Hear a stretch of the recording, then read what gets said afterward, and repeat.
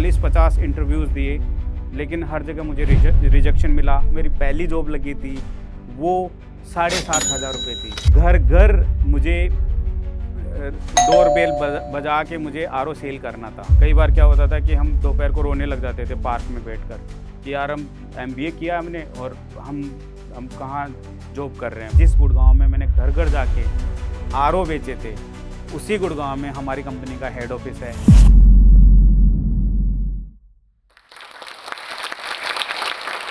100 का खरीदा, 99 में बेचा, फिर भी प्रॉफिट कमाया। ये बात मैंने क्यों बोली, मैं आपको आगे स्टोरी में बताता हूँ। राम राम साय, मेरा नाम है शीश खरेसिया और मैं आया हूँ राजस्थान के एक छोटे से गांव लाखनी से, किसान का बेटा। और आज जिस गुड़गांव में जो स्टॉक के मंच पे जो मैं खड़ा होकर बात कर रहा हूँ, इसी गुड़गांव में कभी मैं जब घर घर जाके मैं आरओ बेचता था और कैसे मैंने 20,000 रुपये से 200 करोड़ की कंपनी बनाई। और उस जर्नी को कंप्लीट करने में कैसे क्या-क्या चुनौतियों का मुझे सामना करना पड़ा और आज कहाँ पर हम पहुँचे हैं।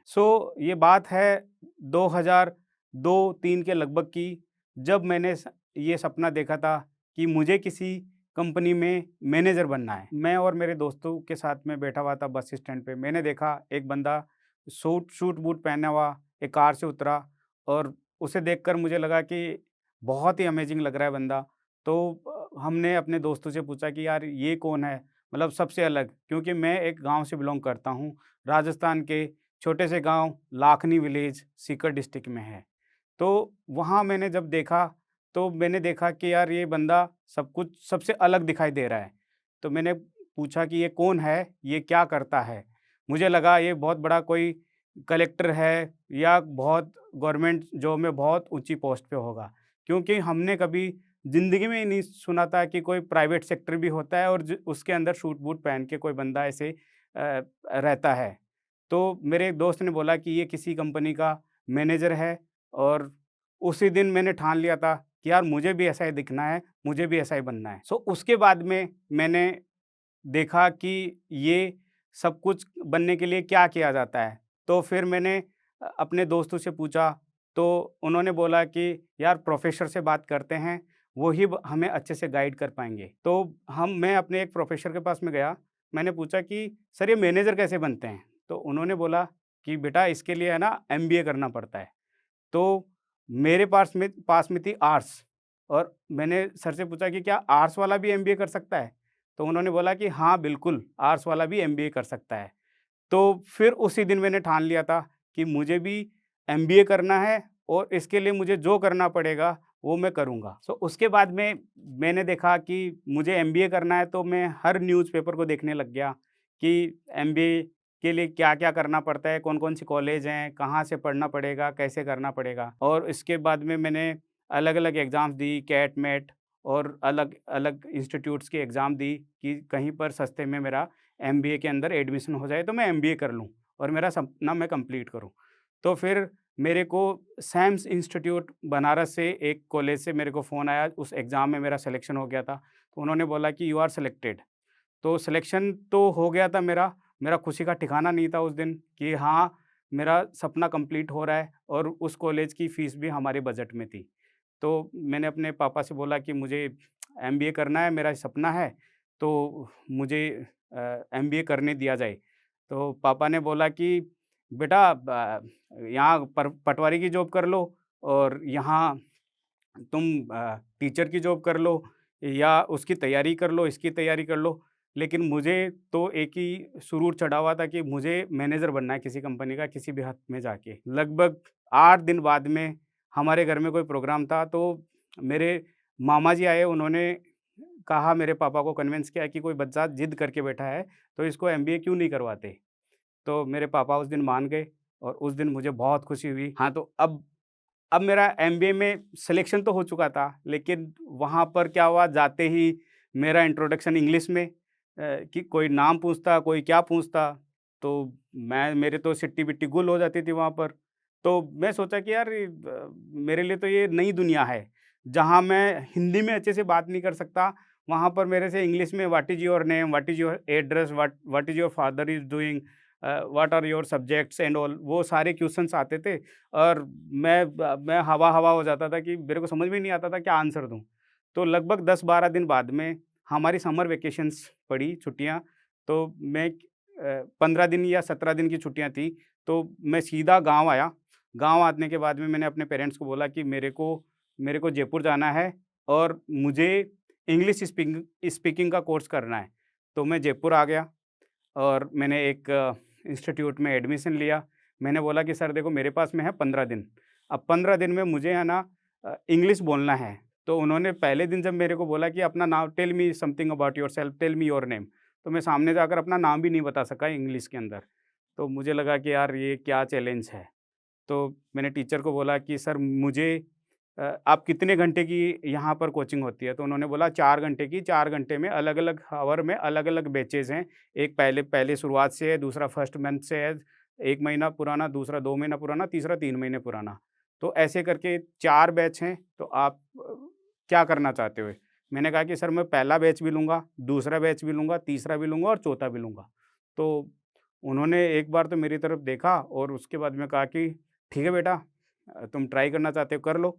तो मैंने अपना स्पीकिंग का स्किल्स वहाँ पर इम्प्रूव किया। समझ में आता था क्योंकि मैंने 12th क्लास टॉप की थी, तो हिंदी में और इंग्लिश में समझ में आता था, लेकिन बोलना नहीं आता था, कॉन्फिडेंस नहीं था। तो फिर उसके बाद में उन्होंने बोला कि ठीक है बेटा तुम तैयारी करो और मैं तुम्हारे साथ में हूँ। तो जब 15 दिन हुए तो मेरी उतनी फ्लुएंट नहीं बन पाई, लेकिन उतनी फ्लुएंट बन गई कि जो मैं जवाब दे सकता था किसी को भी इंग्लिश के अंदर। तो मेरे टीचर ने लास्ट दिन बोला कि और मेरा नाम लेकर बोला बाकी बच्चों को कि सी द एग्ज़ाम्पल, कि ये 15 दिन पहले क्या था और आज क्या है। तो मेरे लिए वो बहुत ही प्राउड वाला फीलिंग था और मुझे लग रहा था कि हाँ यार, मैं कुछ भी कर सकता हूँ यदि मैंने ठान लिया तो। फिर मैं एमबीए में चला गया, मेरा फर्स्ट सेमेस्टर का रिज़ल्ट आया, मेरा 69th रैंक आया आउट ऑफ 102, मतलब 102 स्टूडेंट्स में से 69th रैंक। मैं फिर हताश हो गया कि यार ये क्या हो गया मेरे साथ में। उसके बाद में मैंने और मेहनत की और मैं एक छोटे से रूम में रहकर, बाकी बच्चे हॉस्टल में रहते थे। मैंने कहा कि मैं रूम पे रहूँगा, मैं अपनी पढ़ाई करूँगा और मैंने अपने अच्छे दोस्त बनाए। तो उन दोस्तों से मैंने नॉलेज लिया कि कैसे आप पढ़ाई करते हो, कैसे आप टॉप लेके आते हो। तो उन्होंने मुझे कुछ गाइड किया कि इस तरीके से आपको करना चाहिए, आपको स्टडी इस तरीके से करनी चाहिए, ये तैयारी होगी तो मेरे हिसाब से आपके अंदर इम्प्रूवमेंट होगी। तो ऐसे करते-करते मेरा जब 3rd सेमेस्टर हुआ, जहाँ पर मेरी marketing was the my major subject, तो उस समय मैं क्लास में 102 स्टूडेंट्स में से 3rd रैंक लेके आया। और it was amazing moment for me कि मुझे पूरा भरोसा हो चुका था कि मैं यदि कोई जिद ठानता हूँ तो वो पूरी हो जाती है, बस मुझे लगन और मेहनत अपनी नहीं छोड़नी चाहिए। सो दोस्तों, एमबीए तो हो चुका था, लेकिन अब ढूँढनी थी नौकरी। अब नौकरी पाना इतना आसान नहीं था उस समय, क्योंकि एक आपने जो कहावत सुनी है कि सर मुंडवाते ही ओले पड़ गए, तो वो सेम स्टोरी हमारे साथ में भी हुई, मेरे साथ में भी हुई कि जैसे 2008 से रिसेशन था, तो उस समय कॉर्पोरेट सेक्टर में नौकरियां मिलना तो बहुत की दूर बात है, हमें इंटरव्यू के लिए भी नहीं बुलाया जाता था। तो फिर मैंने इधर-उधर ट्राई किया, तो मेरा जो जॉब लगा, वो लगा आरओ प्यूरीफायर की एक कंपनी में, जहाँ पर मुझे जाना था, घर-घर मुझे डोरबेल बजा के मुझे आरओ सेल करना था। तो मैं गया, मैंने जॉइन किया और मुझे लगा यार 2-3 दिन बाद में कि यार मैं क्या जॉब कर रहा हूँ। मतलब मैंने एमबीए किया था और उसके बाद में मुझे आरओ बेचना पड़ेगा। तो थोड़ा-सा ईगो वाला भी आया कि यार मैं आरओ क्यों बेचूँ? तो थोड़ा-सा ईगो होने के बाद में मैंने वो जॉब 7 दिन के अंदर छोड़ दी। फिर मैं और नौकरी देखने के लिए मैंने ट्राई किया, लेकिन उस समय मैंने 40-50 इंटरव्यूज़ दिए, लेकिन हर जगह मुझे रिजेक्शन मिला। तो वहाँ पर 2 चीज़ें थी बहुत बड़ी, एक तो सबको एक्सपीरियंस चाहिए था और दूसरा सबको इंग्लिश कम्युनिकेशंस चाहिए था और तीसरा यदि शहर से बच्चा है तो उसके पर्सनैलिटी चाहिए होती थी। तो वो तीनों चीज़ें ही मेरे पास में मिसिंग थी। तो मैंने अलग-अलग जगह इंटरव्यू दिया और 3 महीने बाद में हताश होके मैंने सोचा कि मेरा दाना-पानी दिल्ली में नहीं लिखा हुआ, तो मुझे ये शहर छोड़ देना चाहिए और मुझे मुझे किसी दूसरे शहर की ओर देखना चाहिए जहाँ पर हो सकता है कि मेरे लिए कुछ जॉब और कुछ करियर बनाने की कोई अपॉर्चुनिटी मिले। दोस्तों, एक और चीज़ मैं आपको बताना चाहता हूँ कि मैंने एमबीए किया था 2-3 लाख रुपए फीस देकर, और उसके बाद में जो मेरी पहली जॉब लगी थी, वो 7,500 रुपए थी। वो आज के बच्चे की पॉकेट मनी से भी बहुत कम थी। बट मैंने वो एक्सेप्ट की और 7 दिन के अंदर मैंने बहुत लाइटली लिया मेरे पहली जॉब को, इसलिए छोड़ दिया। और उसके बाद में जो मेरी सेकंड जॉब लगी, वो 9 जनवरी 2010 को 2 कंपनियों में लगी। एक थी प्यूरीफायर वाटर और दूसरी थी सॉफ्टवेयर एप्लीकेशंस बनाती थी। तो मैंने अपने दोस्त से पूछा कि यार, तुम जॉब कर रहे हो ऑलरेडी अच्छी होटल्स में यहाँ पर, तो मुझे गाइड करो कि कौन सी कंपनी मुझे जॉइन करनी चाहिए। तो दोस्त ने कहा कि तुम्हें सीखना है तो स्टार्टअप जॉइन कर लो, और तुम्हें एक सिक्योर जॉब चाहिए तो एप्लीकेशन वाली जॉब, सॉफ्टवेयर एप्लीकेशन वाली कंपनी में चली जाओ क्योंकि वो बड़ी है। तो मैंने कहा कि नहीं, मुझे सीखना है। तो मैंने स्टार्टअप जॉइन किया, और वो था दोस्तों आरओ का प्यूरीफायर वाटर, मुझे दुकान-दुकान पे जाके सेल करना था। तो मैंने जॉइन की थी गुड़गाँव की एक कंपनी, जहाँ पर मैंने अपने करियर की स्टार्टिंग की। और मुझे पहला 15 दिन तो बहुत एक्साइटिंग लगा क्योंकि ट्रेनिंग था। उसके बाद में जब मुझे फील्ड में भेजा गया कि जाओ बेटा सेल्स करो, तो मैं निकला मार्केट में, मैं दुकानों पे जाता था और ब्रोशर देता था। तो दुकानदार कहते थे थोड़ी देर रुकना, ऐसे करके रिजेक्शंस मिलते गए मुझे, और इतने सारे रिजेक्शंस मिले कि मैं फिर डिमोटिवेट हो गया। तो फिर मैं याद करता था कि जब मेरे घरवालों ने मुझे एमबीए करने के लिए भेजा था, तो उन्होंने बोला था कि जाओ बेटा सक्सेस होना। तो मुझे बार-बार वो पल याद आते थे। मुझे बार-बार वो पल याद आते थे, जो मेरे घरवालों को, मेरे पेरेंट्स को, पड़ोसी, अड़ोसी-पड़ोसी जो बोलते थे कि बेटे को बोला था ना सरकारी नौकरी की तैयारी करवा लो, बेटे को बोला था ना कि इस चीज़ की तैयारी करवा लो, क्यों भेजा एमबीए करने के लिए? तो मुझे वो चीज़ें फ्लैशबैक होती थी, इसलिए मैं ये सोच के फिर मैं डर जाता था, और मैं फिर दूसरी दुकान पे जाता था, तीसरी दुकान पे जाता था, शाम तक 15-20 दुकान पे मैं जाके कॉल करता था। हो सकता था शाम को कई बार मुझे ऑर्डर नहीं मिलता, हो सकता था मुझे कभी ₹100 का ऑर्डर मिलता था कि ये ₹100 का ऑर्डर है और इसको फुलफ़िल करो। तो मेरे लिए बहुत हताश वाली सिचुएशन थी। तो जैसे-जैसे करते-करते दिन बीतते गए, दोपहर में गर्मियों के जून-जुलाई के अंदर हम फील्ड में जब जाते थे, तो सुबह कई बार हम खाना नहीं खाते थे, कई बार हम लंच भी नहीं करते थे, कई बार शाम को भी हम लेट हो जाते थे क्योंकि हमें सेल्स करना था। और प्रेशर जॉब का इतना होता था कि कैसे भी करके सेल्स करना है, नहीं तो शायद बॉस अगले महीने हमें निकाल भी सकते हैं।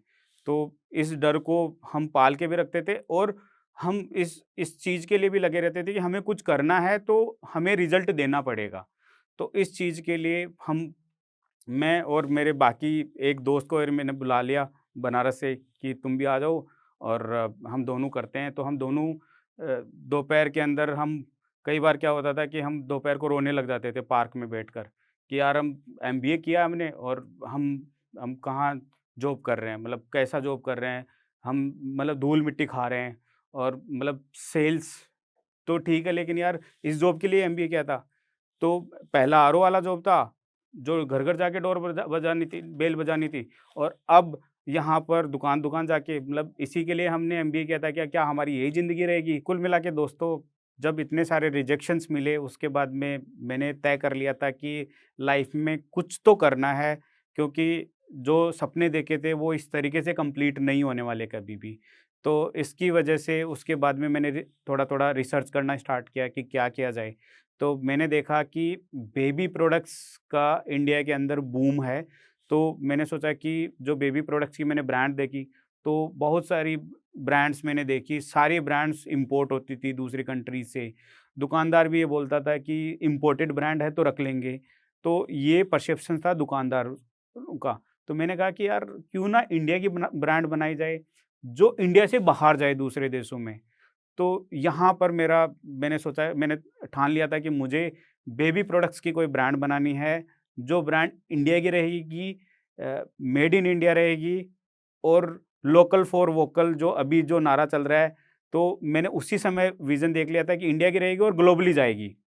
तो मैंने 2013 में जनवरी में मैंने ब्रांड लॉन्च की, और उसके बाद में मैं दुकान ऑफलाइन में ज़्यादा नॉलेज नहीं था, तो मैं दुकान जाता था। तो मैंने जो मेरी पहली सेल्स की वो 2602 रुपए की थी, वो मेरे को आज भी याद है। तो पैसे की बहुत कमी थी, मैंने शुरुआत सिर्फ़ और सिर्फ़ 20,000 रुपए से की थी। जो मेरे पॉकेट मनी थे उसमें से भी मैंने 15,000 रुपए तो कंपनी रजिस्ट्रेशन और ट्रेडमार्क रजिस्ट्रेशन के लिए दे दिए थे। 5,000 रुपए बचे थे, फिर इधर-उधर से उधार करके मैं दोस्तों से माँगता था, दोस्त रिजेक्ट करते थे। एक मेरे गुरुजी थे, दोनों उन्होंने मुझे बताया था कि बेटा घर से पैसा लेकर यदि तुम बिज़नेस करोगे तो शायद तुम उस चीज़ को सीरियस नहीं लोगे। तो मैंने घर वालों से कभी पैसा नहीं लिया और मैंने दोस्तों से पैसा लेकर थोड़ा-थोड़ा करके मैंने पहली सेल 2602 रुपए की थी और मुझे बहुत खुशी हुई थी। वो आज भी मेरे पास में फ़ोटोग्राफ है और जहाँ से शुरुआत की थी मैंने वो एक रूम था, उसी के अंदर मेरा स्टॉक रहता था, उसी में मैं रहता था और उसी के अंदर मेरा किचन था। तो शुरुआत हुई, उसके बाद में जैसे ही थोड़ा-थोड़ा मैंने सेल्स करना और बढ़ाया, तो एक नया चैलेंज आ गया कि मकान मालिक ने बोल दिया कि ये कॉमर्शियल जगह नहीं है, आपको ये खाली करनी पड़ेगी। तो मैं सोचा कि अब मैं कहाँ जाऊँगा? तो मैं 10-15 दिन में दूसरी लोकेशन मैंने ढूँढी, फिर मैं वहाँ पर गया और वहाँ पर मैंने 4 फ्लोर की बिल्डिंग थी। मैंने सबसे पहले बेसमेंट लिया, ग्राउंड फ्लोर लिया और उसके बाद में वहीं पर मैं रहता था, वो 2 बीएचके था और वहीं पर स्टॉक था, वहीं पर मैं रहता था, खाना बनाता था और मैं मार्केट में जाके सेल्स भी करता था। इसके बाद में धीरे-धीरे ऑफ़लाइन में ऑर्डर तो आने लग गए, लेकिन पैसे नहीं आ रहे थे और पैसे किसी भी दुकानदार को मैं ₹500 का भी माल देता था, तो वो कहते थे अगली बार पैसा लेने के लिए तो ₹100 ले जाओ। तो मुझे लगा कि यार ये क्या हो रहा है? तो मैंने कुल मिला के 10-11 लाख रुपए का माल भी बाँट दिया था और पैसा आने का नाम ही नहीं ले रहा था। तो मुझे लगा कि ये एक और मुझे लग रहा है कि फेलियर है लाइफ़ में। तो मैं चिंतित हो गया, तो मैं रिसर्च करने लग गया कि बाकी दूसरे देशों में, यूएस में, बाकी कंट्रीज़ में बिज़नेस कैसे चलता है। तो मैंने देखा कि ऑनलाइन एक उस समय ट्रेंड था, जो इंडिया के अंदर भी आ चुका था 2013-14 के अंदर। तो मैंने कहा कि चलो ऑनलाइन मैं प्रोडक्ट लिस्ट करता हूँ और सबसे पहले मैंने ईबे.कॉम इंडिया में होता था, जिस पे मैंने प्रोडक्ट लिस्ट किए थे 2014 में जनवरी में मेरे को 295 का पहला ऑनलाइन ऑर्डर आया था और उस ऑर्डर में मुझे ₹150 बचे थे और पेमेंट भी आ गया था और सेल भी हो गई थी, डिलीवरी भी हो गई थी, कस्टमर भी खुश। मैंने कस्टमर से बात किया, कस्टमर ने कहा कि मुझे प्रोडक्ट बहुत अच्छा लगा। तो मुझे कॉन्फिडेंस आ गया कि हाँ, प्रोडक्ट में दम है, कस्टमर भी है, शायद मैं चैनल सही यूज़ नहीं कर रहा। फिर मैंने ऑफ़लाइन से फ़ोकस हटा के मैंने ऑनलाइन में अपना फ़ोकस लगाया और धीरे-धीरे करते-करते मेरा टर्नओवर 30 लाख पहुँच गया। तो मेरे अंकल ने एक एक बिज़नेस में थे, मैंने उनसे पूछा कि अंकल आप का रेवेन्यू कितना है? मतलब टर्नओवर, उस समय रेवेन्यू टर्म आती ही नहीं थी मुझे, तो टर्नओवर कितना है? तो उन्होंने बोला कि 3 करोड़ और मैंने कहा कि मेरा 30 लाख हो चुका है, तो मुझे सिर्फ़ 10x जाना है और अंकल के बराबर हो जाना है, उसके बाद में मैं बहुत बढ़िया खुश हूँ। बट डेस्टिनी को कुछ और ही कुछ मंज़ूर था। तो मैं और सेल करता गया, कस्टमर की डिमांड आती गई, ये प्रोडक्ट चाहिए हमें इस ब्रांड में, ये प्रोडक्ट चाहिए, ये प्रोडक्ट चाहिए। मैंने ये प्रोडक्ट ऐड करता गया, तो कब वो 30 लाख रुपए 30 करोड़ में पहुँच गए, मुझे पता ही नहीं चला। उसके बाद में 2021 में मेरी एक ब्रांड जो एक इंडिया की सबसे बड़ी यूनिकॉर्न ने एक्विजिशन का ऑफ़र मुझे दिया और उसने एक्वायर किया। उसके बाद में मैंने बाकी ब्रांड्स तो मेरे पास में, तो उन ब्रांड्स को मैंने ग्रो किया 4 करोड़ से 23 करोड़, इन 22 से 23 में, 23 से 24 में मैंने 44 करोड़ और ये साल हम जा रहे हैं 100 करोड़ रेवेन्यू के एआरआर पे। और आज कंपनी की वर्थ जो 20,000 से शुरू हुई थी, आज 200 करोड़ रुपए है। सो दोस्तों, मैं जो स्टॉक के प्लेटफॉर्म से आपको ये कहना चाहता हूँ कि जिस गुड़गांव में मैंने घर-घर जाके आरओ बेचे थे, उसी गुड़गांव में हमारी कंपनी का हेड ऑफिस है और प्राउडली कह सकता हूँ कि इसको बहुत बड़ा बनाएंगे। सो दोस्तों, इन्हीं 2 लाइनों के साथ में मैं अपना टॉक ख़त्म करता हूँ कि मान लिया तो हार है और ठान लिया तो जीत है।